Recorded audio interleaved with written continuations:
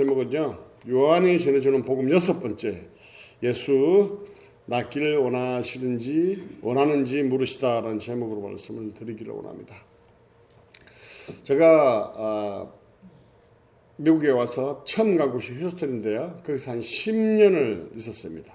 10년을 있다가 이제 캘리포니아로 갔어요. 캘리포니아로 갔는데 거기서 이제 있는 1년 됐을 때 그 휴스턴에 있던 아는 분들이 이제 저희를 방문하러 왔습니다. 그래서 샌프란시스코에서 만났는데 샌프란시스코의 그 호텔에서 아침 식사를 하고요. 그 이제 샌프란시스코 그 거리를 이렇게 걸었습니다. 샌프란시스코 가보셨나요? 어떻습니까? 너무 이쁘잖아요, 그죠? 사진을 잠깐 보여드릴까요? 사진 잘 찍어서 그렇지만 굉장히 도시도 아름답고 이쁘고 뭐 산 언덕도 있고 바다도 있고 굉장히 아름답습니다. 그래서 이렇게 저 거리를 이렇게 기쁜 마음으로 이렇게 들떠가지고 걷는데 쇼킹한 모습을 보게 되었습니다. 그게 뭐냐면 그 거리 저렇게 아름다운 도시 안에 홈리스들이 그렇게 많은 거예요. 그냥 술병도 굴러다니고 그냥 그 길거리에 누워 자는 사람, 술 취한 사람들 천주고요. 심지어는 신발 한 짝 신고 이렇게 있는 사람들도 있고 그랬었습니다. 굉장히 충격적이지 않을 수 없었습니다. 이렇게 아름다운 도시에 왜 이렇게 홈리스가 많지 하는 그런 생각과 함께 굉장히 당황스러웠습니다. 홈리스 통계를 보면 뉴욕 1위라고 그러죠. 2위가 LA고 3위가 이 바로 샌프란시스코예요. 6위가 샌프란시스코입니다. 산호세가 7위고요. 이렇게 홈리스가 된 것은 일자리만의 문제는 아니라고 그래요. 일부는 일정한 곳에 일을 하고 하는데 대부분 세이브를 하지 않고 뭐 술과 도박과 마약과 그런 것들을 해서 다 소비한다고 합니다. 또 도로에 떨어지면 일하거나 아니면 또 거리에 나서거나 아니면 노숙인 센터로 간다고 그럽니다. 왜 이런 일이 반복되는 것일까요? 왜냐하면 내일에 대한 기대가 없기 때문에, 희망이 없기 때문에 그렇습니다. 희망을 잃어버렸기 때문에 그렇습니다. 이미 삶이 망가져서 현재의 삶을 뚫고 나갈 힘이 없다는 것이죠. 물리학에 보면 관성의 법칙이라는 게 있습니다. 근데 이 물리학적인 용어인 관성의 법칙이 심리학에도 적용되거든요. 그래서 관성의 법칙이 뭡니까? 현재의 상태를 그대로 유지하려는 것이잖아요. 절망과 좌절 가운데 그냥 그 현재 상태에 그냥 그렇게 살아가는 것이죠. 그래서 홈리스들이 이러한 삶을 벗어날 수 있는 방법은 여러 가지 방법인데 가장 좋은 방법은 뭐냐면 바로 그 삶을 깨뜨리고 나올 수 있는 강한 의지와 목표를 제시해주는 고용주나 아니면 멘토를 만나면 그걸 벗어날 수 있다고 합니다. 오늘 본문에는요, 우리가 너무 잘 아는 38년 된 병자의 이야기를 함께 나누려고 합니다. 이 병자가 어떻게 그 38년의 그 견고한 삶을 깨뜨리고 나오는지 오늘 말씀을 통해서 함께 살펴보면 은혜를 나누고자 하는데요. 말씀을 한번 보겠습니다. 같이 읽을까요? 시작. 그 후에 유대인의 명절이 되어 예수께서 예루살렘에 올라가시니라 됐습니다. 그 후에는 언제일까요? 그 후에 지난주에 왕의 신하의 아들을 고쳐준 후, 그 후에 어디로 갔다고요? 예루살렘으로 올라갔다고 얘기하죠. 근데 유대인의 명절이라고 얘기하죠. 자, 유대인의 3대 절기가 뭐죠? 유월절, 초막절, 맥추절. 맥추절이 오순절이라고 하죠. 초막절이 장막절이라고 하죠. 어쨌든 이 세 가지. 근데 요한은 명절이라고 하고 있지 어떤 정확한 뭐 유월절이면 유월절, 맥추절이라는 기록을 하지 않는 것은 그닥 중요하지 않기 때문에 그렇습니다. 그러나 또 어떤 사람은 뭔지 궁금할 거 아니에요?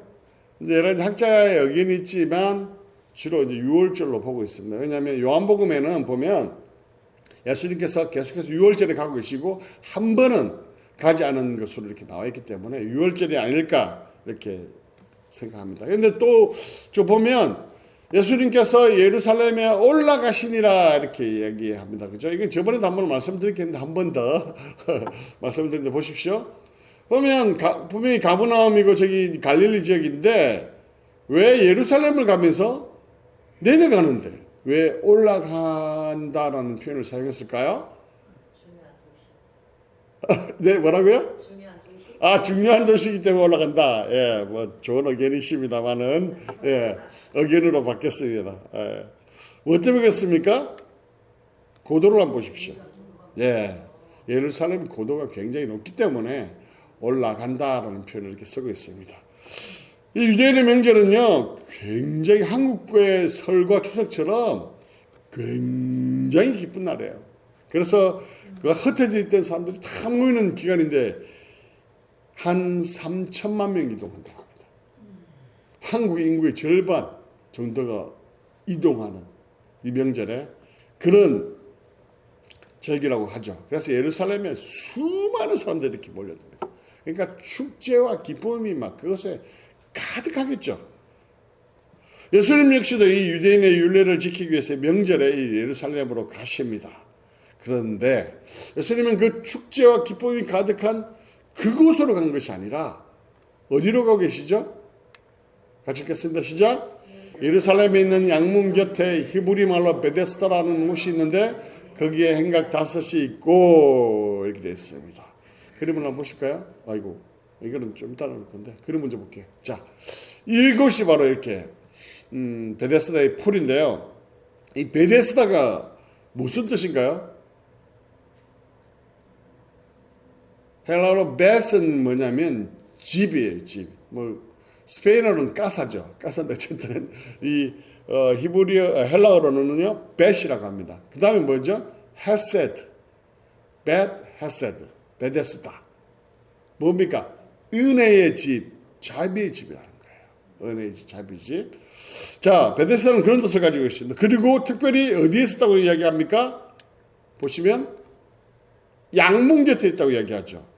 이 양문이 굉장히 중요한 의미를 가지고 있거든요. 이 양문은 뭐냐면 희생제물이 될 동물들이 지나가는 문, 통과하는 문을 이야기해요.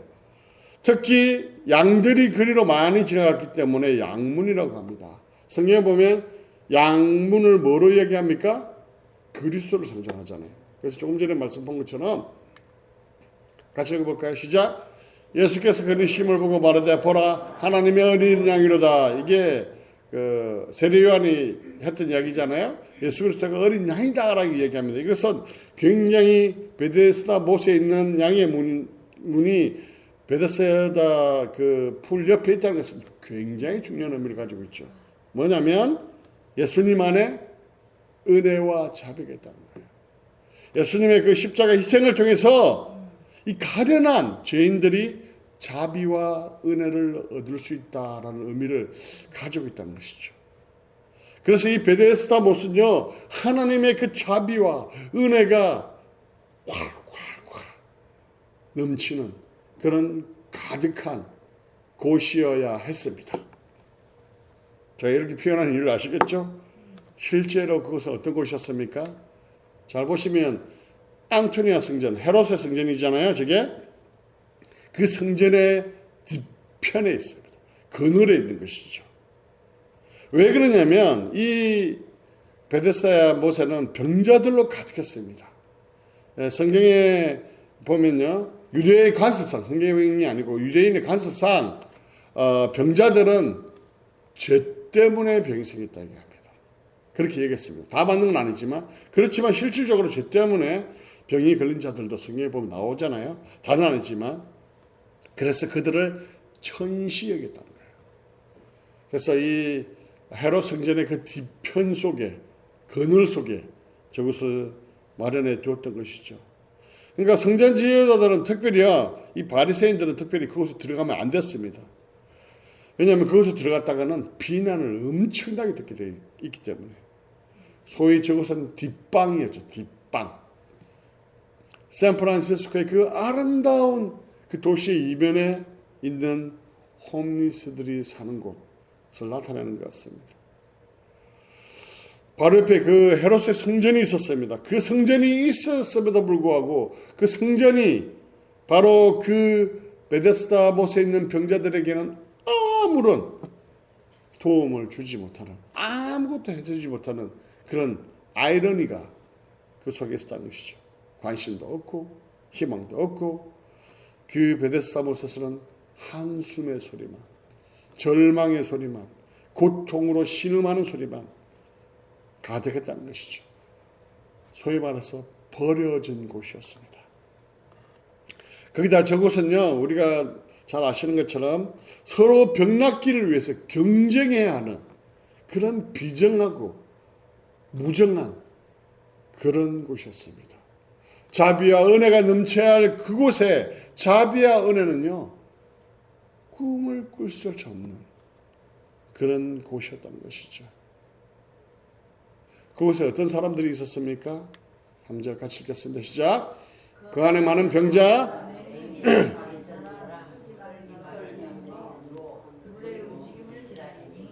예, 이 사람들 어떤 사람들입니까? 불치병을 앓고 있는 사람들이죠.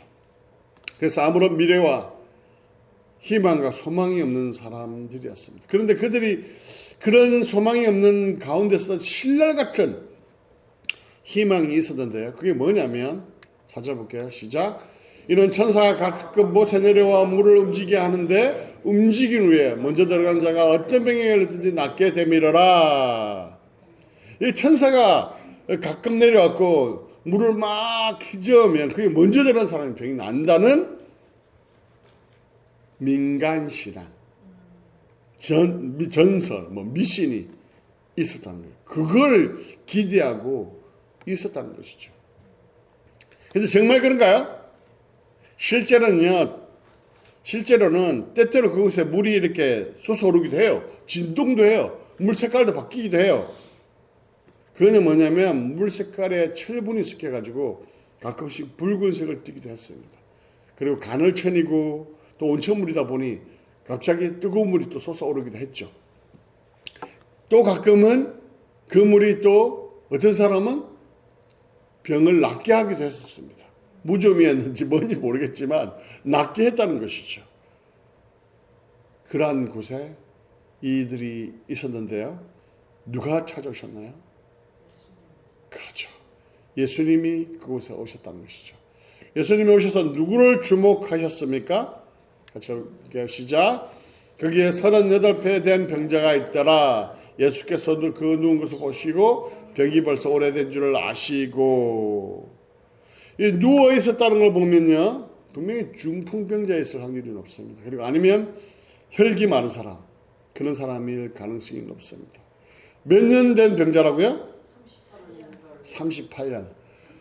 38년 숫자만 들어도 그냥 답답합니다. 그죠? 갑갑합니다. 지금은 100세 시대라 그래도 38년 하면 반평생밖에 안 되지만 그때는 일찍 죽었거든요. 거의 한평생을 저렇게 누워서 있었다고 볼 수 있었을 것입니다. 그렇기 때문에 그 병이 나을 것이라고 쉽게 생각할 수 있었을까요? 긴병의 장사 없다고 그러지. 긴병의 효자도 없고 장사도 없습니다. 38년 된 병자를 살았다면 그 마음이 어떻겠습니까? 그냥 자포자기, 절망, 그 10년일 것 같습니다. 그냥 절망, 포기가 그냥 38년 동안 덕지 붙어갖고 그 막 각각류의 그 등뼈다귀처럼, 거북이의 그 등뼈처럼 딱딱하게 붙어 있을 것 같습니다. 심리적인 그 관성의 법칙이 견고하게 그 마음속에 확 자리 잡고 있었을 것 같습니다. 그런 그 앞에 예수님이 오셨다는 것이죠. 예수님이 오셨다는 것은요, 은혜의 시작이고 축복의 시작이라는 것이죠. 왜 그렇습니까? 예수 그리스도가 우리가 어떤 분이신지 알기 때문에 그렇지 않습니까? 예수님이 오셔서 어떤 사람은 이 38년 되거나 아니면 굉장히 오래된 그 문제들로 인해서 이렇게 이야기하는 사람이 있어요. 예수님이 오셔도 이 문제는 해결 못해. 예수님의 할아버지가 오셔도 못해. 이렇게 이야기하는 사람들도 있었던 것이죠.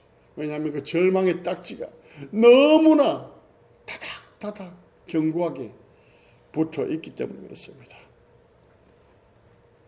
그런 그에게 예수님께서 오셔서 무엇이라고 물으십니까? 했을까요? 이 모습이고요.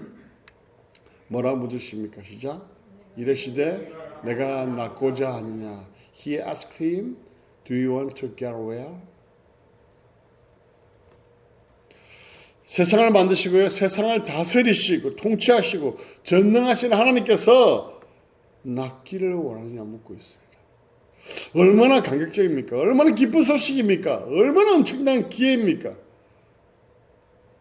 아니 유명한 연예인 사인 하나 해줘도 좋아가지고 그냥 감격하고 눈물 흘리고 막 SNS에 그 받은 거 막 올리고 이러는데 하물며 하나님께서 나의 가장 깊고 오랜 그 문제, 해결하지 못했던 그 문제를 물으실 때 얼마나 감동적일까요? 왕의 신하처럼 찾아가서 그 30마일, 20마일 되는 거리를 달려가서 요청한 것도 아니었습니다. 그렇다고 이 병자가 깊은 믿음을 가지고 있었던 것도 아니었습니다.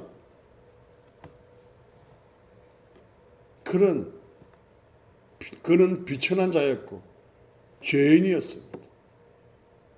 그런데 은혜와 자비로 낫기를 원하는지 묻고 있습니다. 조금 전에 이 베스터 연못은 어떤 곳이었습니까? 자비와 은혜의 장소라는 그 이름과는 다르게 치열한 생존 경쟁이 있는 곳이었고요. 잘못된 미신을 붙잡고 있는 엉뚱한 곳이었고 냉혹하고 무자비한 그런 곳이었습니다. 서로 먼저 들어가기 위해 피튀기게 싸우는 그런 불신과 거짓과 비정함으로 가득한 곳이었어요. 그리고 그것은 아무도 관심도 없고 아무도 긍휼과 사랑으로 돌봐주지 않는 그런 뒷방과 같은 그런 곳이었습니다. 이곳에 예수님은 은혜와 자비를 주기 위해서 오셨습니다. 그리고 물으셨습니다. 내가 낫고자 하느냐? 내가 낫고자 하느냐? 병자의 대답이 무엇이었습니까? 7절 가실까요? 시작. 병자가 대답하되 주여 물이 움직일 때 나를 못에 넣어준 사람이 없어 내가 가는 동안에 다른 사람이 먼저 내려가나이다. 예수님의 질문은요, 내가 이렇게 오랫동안 병들어 있었는데 나을 것이라는 희망을 여전히 가지고 있느냐? 이렇게 물으시는 거예요. 오랜 질병으로 마음과 육신이 절망으로 딱딱하게 굳어져 있는 그에게 믿음을 끌어내시고요, 소망을 끌어내기 위해서 하시는 말씀이죠. 이 질문은 오늘 살아가는 우리에게도 동일하게 던지는 질문입니다. 너희의 그 부부 문제가 해결될 희망이 있느냐? 희망이 보이느냐? 너의 그 재정의 문제가 이렇게 해결될 희망이 있느냐? 너희 교회가 부흥할 희망이 있느냐? 보이느냐? 너희 그 사람들과의 관계에서 회복될 희망이 이렇게 보이느냐? 너는 그 문제가 정말 해결되기를 원하고 있느냐? 우리 각각의 상황에 대해서 오늘날도 우리에게 물으시고 있다는 것이죠. 병자는 무엇이라고 대답합니까? 왜 병자는 예라고 대답하지 못하고요, 저렇게 변명만 늘어놓을 수밖에 없었을까요? 그 38년의 그 절망이 희망을 잃어버리게 했기 때문에 그렇습니다. 예, 내가 낫기를 원합니다. 이렇게 대답하지 않고요. 물이 움직일 때 자기를 도와줄 사람이 없어서 다른 사람이 먼저 내려갑니다. 이렇게 엉뚱한 곳에서 답을 찾고자 하고 있다는 것이죠.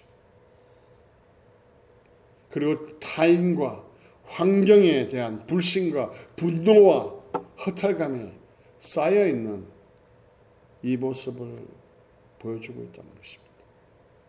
베데스다 연못에 있었던 그 큰 헤롯의 성전은요, 그 병자에게 아무것도 해주지 못했습니다.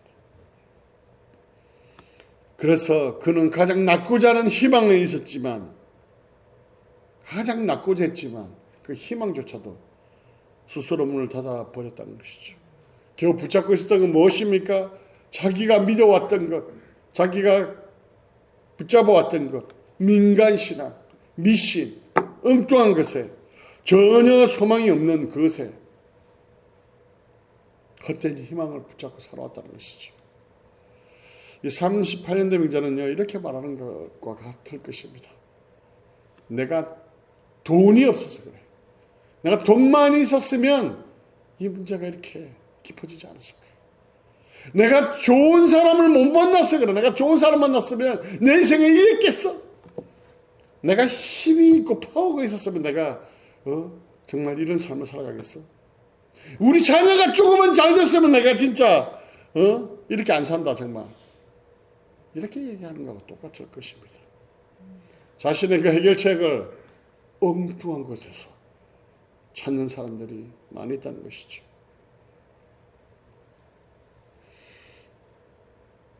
수가성 여인, 그 해결책을 어디에서 찾으려고 했습니까? 남편에게서. 그래서 몇 명? 5명. 현재인 남편도 자기 남편이 아닙니다. 그러나 그러한 것들이 그 문제를 해결할 수 있습니까? 없다는 것이죠. 세상에 어떤 것이 38년 된 우리의 그 문제를 해결할 수 있을까요? 결코 없습니다. 38년 된 이 병자는요, 예수님이 누구인지 어떤 분이신지 몰랐습니다. 예수님만이 우리 문제의 희망이라는 것을 알지 못했다는 거예요. 예수님이 어떤 분이신지 모르기 때문에 바로 그 앞에 예수님을 두고도 세상의 방법과 가치관과 생각으로 그 문제를 해결하려고 했던 것이죠. 38년의 그 절망, 과연 누가 이 절망의 문제를 역전시킬 수 있단 말인가요? 잘못된 것에 자신의 희망을 두고 믿음을 두고 희망을 두고 있던 병자를 향해서 예수님께서 대답하십니다. 뭐라고 대답하십니까? 같이 읽겠습니다. 시작. 예수께서 이르시되 일어나 내 자리를 들고 걸어가라 하시니, 한마디의 말씀이었습니다. 한마디의 말씀. 일어나 그리고 내 자리를 들고 걸어가라. 그 말씀 한마디가요, 그 38년의 그 문제, 그 견고하게 꽉 막혀져 있던 그 문제가 해결되었습니다. 우리 삶의 그 문제의 해결책은요, 바로 예수 그리스도에 있습니다. 아멘? 그분 앞에 38년의 병은요, 아무것도 아니었다는 것이죠. 모두가 불가능하다고, 안 된다고, 나마저도, 나 자신조차도 포기한 것을 예수님께서 해결하셨다는 것이죠. 하나님과 철저하게 상관없는 사람에게도, 도저히 제 발로 하나님 앞에 나갈 가능성이 없는 사람조차도 변화의 역사가 일어날 수 있다는 것이죠. 우리가 알아보기 전에 먼저 알아보셨고, 우리가 먼저 찾아가기 전에 먼저 찾아오셨고, 우리의 잘못 구함에도 불구하고 우리에게 은혜를 베푸시는 그 예수 그리스도가 계시기 때문에 이것이 가능하다는 것입니다. 예수님의 말씀이 임하자 어떻게 됩니까? 9절 같이 읽겠습니다. 시작. 그 사람이 곧 나아서 자리를 들고 걸어가니라. 예, 이것은 그 다음을 위한 내용이고요. 그 사람이 곧 나아서 자리를 들고 걸어가리라.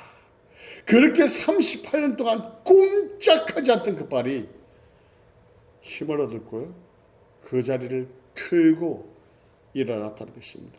그렇게 열리지 않을 것 같았던 문이 열려졌다는 것입니다. 그렇게 막혀있던 담이 허물어졌다는 것이죠. 그렇게 가로막혀있던 바다의 길이 열렸다는 것이에요. 광야에 물이 쏟아졌던 것 같은 것이죠. 말씀의 결론을 드리겠습니다. 우리가 마주한 문제가 38년 된 병자의 문제처럼 절망이고 답이 전혀 보이지 않고 해결책이 보이지 않는 것 같아도요, 하나님의 말씀이 임하면 해결된다는 것입니다. 그렇게 우리가 바라보아야 할 것은요, 바로 예수 그리스도라는 것이죠. 우리의 소망은 바로 예수 그리스도이기 때문에 그렇습니다. 그렇기 때문에 주님께서 내미는 그 손을 우리가 붙잡기만 하면 된다는 것입니다. 베데스다의 연못에 물이 아니었습니다. 그 우물가의 물이 아니었습니다. 세상의 방법이 아니었습니다. 세상의 가치관이 아니었습니다. 세상의 잘못된 그 미신이 아니었습니다. 바로 예수 그리스도. 바로 예수 그리스도께서 우리의 소망이시고 예수 그리스도께서 말씀하시면 그 모든 문제가 해결된다는 것이죠. 바로 예수 그리스도께서 내미는 그 손을 붙잡기만 하면 그 모든 문제가 해결된다는 것입니다. 사랑하는 성도 여러분, 여러분의 인생 가운데 38년 된 병자의 문제처럼 도저히 답도 없고 해결할 수 없어서 포기와 절망 가운데 있는 여러분에게 오늘 이 시간 주님께서 물으십니다. 내가 낫고자 하느냐? 내가 낫고자 하느냐? 여러분 어떻게 대답하시겠습니까? 여러분이 대답하실 차례입니다.